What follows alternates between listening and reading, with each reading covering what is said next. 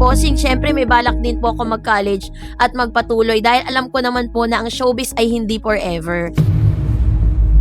Ang tagumpay ni Karen Aistrup ay nagsilbing positive peer pressure para kay Raisa May. Yung sa modernong panahon ng pag-ibig, hindi na kasi uso yung isa lang yung umuunlad.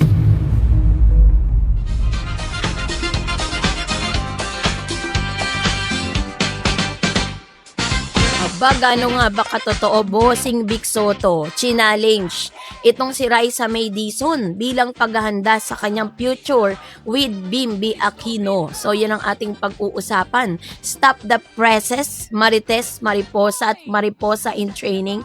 Magsiupo muna kayo kasi kung akala nyo ay puro kiligan, TikTok edits at papol moments lang ang hatid ng maybe dynamic sa Itbulagan, nagkakamali kayo. Dahil ngayong araw, lumagpas tayo sa rom-com trope at pumasok tayo sa academic glow-up and future-proofing era, ang ating paboritong young icon. Naganap ang isang napaka-heartwarming at napaka-informative at syempre, napaka-spicy na moment nang i-challenge mismo ng pambansang bossing na si Vic Soto ang ating munting reyna na si Raisa May Dizon patungkol sa paghahanda nito para sa kanyang future with Bimby Aquino. So, yan ang ating pag-uusapan maya-maya lang. But before that, if you haven't subscribed yet to my YouTube channel, please don't forget to like, share, and subscribe at i-hit mo na rin ang notification bell for more showbiz updates. Eto na ang eksena. Eto ang ultra comprehensive and highly engaging at deep dive analysis sa makasaysayang eksenang ito mula sa akademikong tagumpay ni Karen Aistrup na sa achiever status ng ating future attorney Dr. Bimby Aquino, Dr. Bimby Aquino Yap, hanggang sa tunay na dahilan kung bakit nag-decide si Raisa May na magbalik eskwela. Game. Eto ng eksena. Yung kwentong laman ng class hour ni Bossing Vic Soto. I-set muna natin ang kwento para sa mga hindi agad nakapanood ng live TV broadcast. Habang nasa kalagitnaan ng segment ang buong giting at pagmamalaking binati ng Davercad sa pangunguna ni Bossing Vic Soto ang tinaguriang millennial and Gen Z vocal powerhouse na si Karen Aistrup. Si Karen fresh from graduating grade 12 senior high school at formal lang papasok sa college.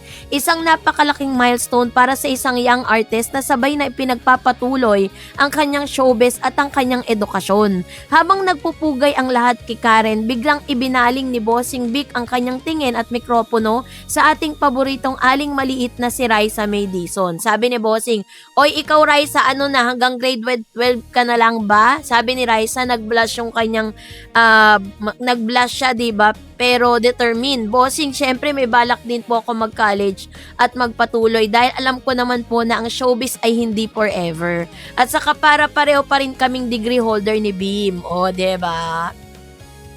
Bang! Nagwala ulit ang buong studio. Hindi lang basta nagbigay ng sagot si Raisa May tungkol sa kanyang praktikal na pananaw sa buhay, binato rin niya ito ng signature witty kilig factor sa pamamagitan ng pagbanggit kay Bim. Kasi during those times, parang binabati po ni Miss May, no? Parang nabanggit niya na kinocongratulate nga nila si Karen for sa graduation. Kaya wala si Karen Aistrup ngayong Saturday because umattend siya ng kanyang graduation. So ngayon, binati siya ni Bossing. Tinanong ni Bossing si Karen kung anong course ang kukunin niya sa college. Sinabi ni Karen, tapos ito naman si Bim tinanong din ni Bossing kung ano yung niya kukunin niyang course, no. Sinabi ni Bim na parang magdo-double degree nga siya. It's magdo-doctor and lawyer pag kinaya, sabi niya. And then bumaling naman yung paningin niya dito kay Raisa May. And syempre, alam naman ni Bossing at baby niya kasi si Raisa at gusto niya na kung ano man yung narating ni Karen Aistrup ngayon, 'di ba? Na parang kaya niyang pagsabayin yung showbiz at pag-aaral. 'Yun yung gustong i-inculcate ni Bossing dito kay Miss Raisa May, 'di ba? So, kung i-deep dive natin, meron pong 4 major lesson mula sa challenge ni Bossing. Ang simpleng kulitan sa TV ay nagdadala no ng napakalalim na aral lalo na para sa ating mga Gen Z audience at young viewers.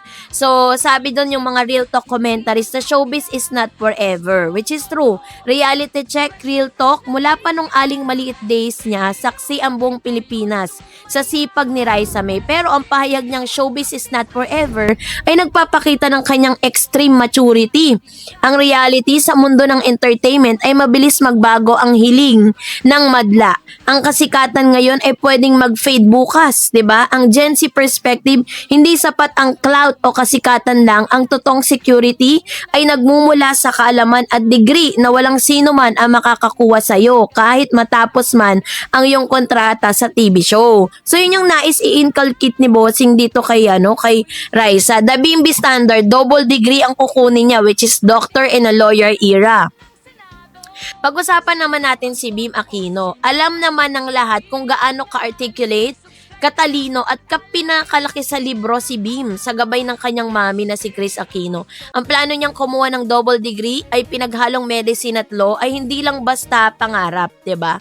Dahil pangarap, ito isang malaking statement. The soap boy intellectual. Ipinapakita ni Bim na pwede kang maging gentleman, charismatic sa TV pero may matalas na utak na nakatutok sa pinakamalaking profesyon sa bansa.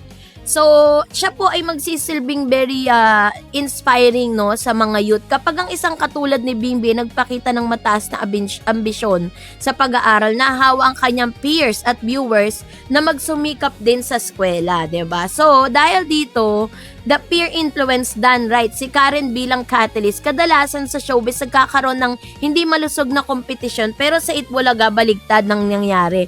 Ang tagumpay ni Karen Aistrup ay nagsilbing positive peer pressure para kay Raisa May. Kapag nakikita mo ang kaibigan o kasamahan mo na umaakyat sa panibagong hagdan ng buhay tulad ng pag-graduate at pagpasok sa kolehiyo, nakaka-inspire ito na sabing ako rin kakayanin ko to, 'di ba? The degree holder pair, kilig aspect, equal partners dynamic level up. Naku, wag po nating kalimutan ang romantic side. Nang sabi ni Rice ang gusto niyang maging degree holder para at least same sila ni Bim. Ibinaba niya ang isang mahalagang usapin which is the modern relationship dynamics equality, 'di ba? Yung sa modernong panahon ng pag-ibig, hindi na kasi uso yung isa lang yung umuunlad. Ang tunay na relationship goals ng Gen Z ay ang maging power couple, magkasama sa tagumpay, magkasama sa pag-aaral at parehong may hawak na sariling diploma. So, pagkatapos ng segment, nagpasabog na naman ito ng komento mula sa social media platform at naritong ilan sa mga saloobin ng netizen. Sabi ni number 1, sabi niya, di kayo ng educated couple. Paborito ng TikToker ang linyahan ni Raisa. Ginawan agad ito ng point of view. Videos kung saan ipinakita ang transition mula sa child star patungo sa future professionals. Tita Kris will definitely approve. Kilala si Kris Aquino sa pagiging napaka-strict, no? Pagdating sa edukasyon ng kanyang mga anak. Tuwang-tuwa ang netizen dahil kung sakaling magkatotoo man ang suportahan ni Bim at Raisa, alam ng lahat na napakahalaga ng pamilya Aquino pagkaroon ng magandang edukasyon. So, pinarangalan din ng netizen si Karen Aistrup sa pagiging isang magandang ehemplo sa kabataan na pwedeng ibalanse ang talent, kantahan at pag-aaral ng sabay. So sa huli, sa palitan ng salita sa pagitan ni Bossing Vic Soto at Raisa May, kasamang inspirasyon mula kay Karen Aistrup at Bimbi Aquino Yap, ay git pa itong noontime show na Aliw, 'di ba? Ito yung pampublikong paalala sa buong kabataang Pilipino. Ang ganda at kasikatan ay lilipas pero ang edukasyon ay panghabang buhay. Pwede mo pagsabihin ang iyong mga pangarap at pagkakadalubhasa. Pinakamasarap na uri ng kilig ay yung pareho kayong nagihilaan pataas patungo sa inyong mga pangarap. Kaya naman, pabalik man sa eskwela si Raisa May, papasok man sa college si Karen, maghahanda man si Bim para sa kanyang doctor-lawyer journey. Isa lang ang sigurado, panalo ang kabataang Pinoy.